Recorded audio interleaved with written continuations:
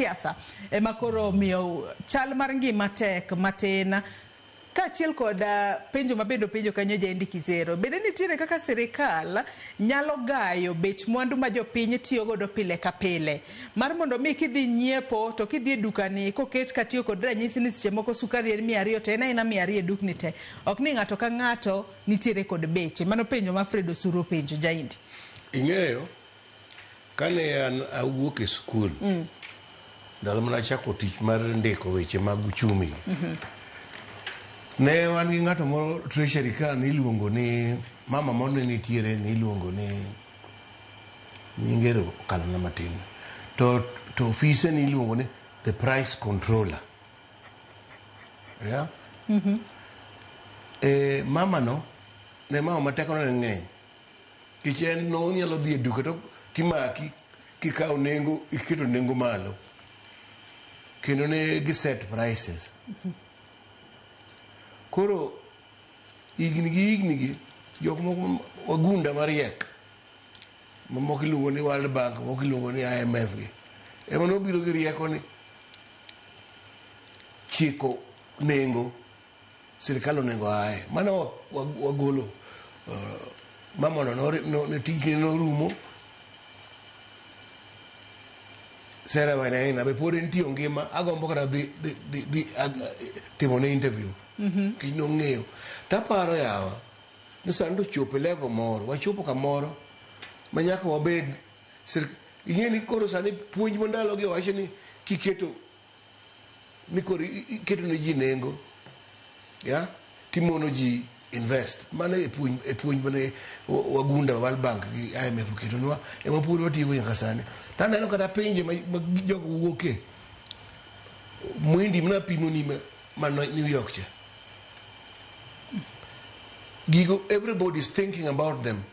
ni nyaka time gimoro kunyalo yawe balabal kamano an tinde gi experience basebedo go ndeke weche mag uchumi gi ng'ama noneno gima ne timore lono chik mane nitiere no kethe iga prochiko gang'wen kendo Musalia Mudavadi ema na minister ema nogolo gigo mama miluongo ni wainena no office no lor ya taneno kata sani wachopo kamoro manyaka wang'ie wach mar nengo mar ngima bedo matekni sirkal onego bed gi gimoro motemo control ego ok control in the old sense to motemo ok nyalo we kamano kodhi oyud niya ni nengo rech ya ipimo gi ratil makoro ok nyalo usore kocha ing'iyo kaka nyalo nitie distortions ma ing'iyo kaka nyalo correct ang'o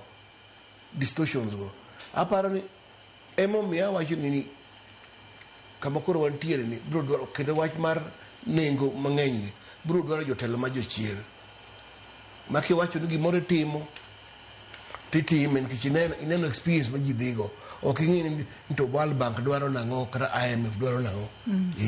mano gima aneno ka ing'e ni nche ne wane program moro mar IMF no tiende ni ne gimiyowa pesa to gikoni tim kama ka gimiyi pesa tikoni tim kama imiyi pesa tikoni timo kama koro higa mokalo cha Jaduong' Ruto ni odare program gino gineno ni wadhi e yiero ok wanyal dhi e yiero gi prefect kitimo kamano dwani tim kama aparo ni golo prefect no e ng'ewa en gimoro achiel monego watim ka wadwa deal gi wach mar gi iwacho wach mar nengo mar taya electricity ya donge ni neno nyoro ker mana nyoro ni kata nyocha ne odhi Ethiopia ogero dam manyien ma produce power ma 5,000 megawatts wan ng'eni Kenya ka chamo mana 3,200 to joka oketo dam achiel kende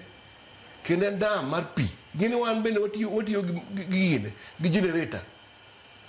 to generator gini kitiyogo to nengo mogo timo ang'o donje to nengo dola timo ang'o donje koro ne wabed gi program mar golo generators go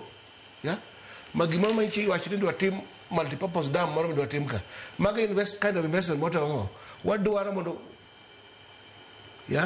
nengo gino dog chien mondo nengo sani wacho ni one of the biggest maduong' moloyo gimiluongo ni geothermal geothermal to nengo kineno nengo to pod dhi mang'o dhi mana malo. Ethiopia sani usonwa electricity tiuse e nengo mar siling $6 per unit to marwa sani dhi $24 shilling 24 per unit. Tiende ni wanyalo import electricity wagolo piny moro nono kiama kilomita 2,000 to donjo Suswa ka kise transport nyaka Suswa ka podo hit our grid ginengo mapiny molo kaka wauso emomiyo an kada ka hotel da wachi ni wabed ga a price controller not in the way masera na time to watime na way makwana ni nengo mena to mena ne gima jati ngama ne piny mogik chamo ni nengo mena dhi malo to ngato way about it korka